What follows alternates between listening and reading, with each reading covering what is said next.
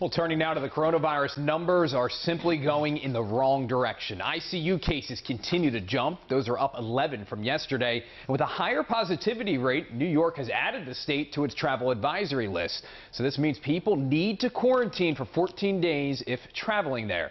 Now, many health officials are increasingly worried about a jump in cases nationwide. The governor spoke about that today and the economic fallout. WJZ investigator Mike Helgren live in Anne Arundel County tonight for us. And Mike, they talked about that race for a vaccine and even helping out small businesses.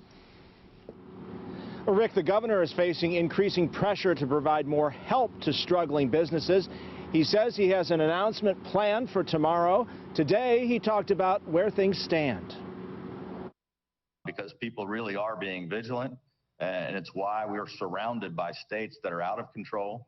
Maryland's governor urged people to take precautions as coronavirus cases surge across the country and concerns grow about economic fallout in the months ahead. With the potential fall and winter surge, which we're seeing a lot of our experts talk about, which could be devastating to the economy, further devastation. His comments before the state spending board come one day after Maryland released a preliminary plan about who will get a vaccine first, with health care workers and the vulnerable, like those in nursing homes, at the top of the list. Everyone will be encouraged to pre-register online to find out when they can get vaccinated. Maryland is trying to plan and look ahead. I just hope we have the opportunity to actually use a vaccine. Former Baltimore Health Commissioner Dr. Leanna Wen said this virus is going to get worse. We are on the verge of exponential, explosive spread across the U.S.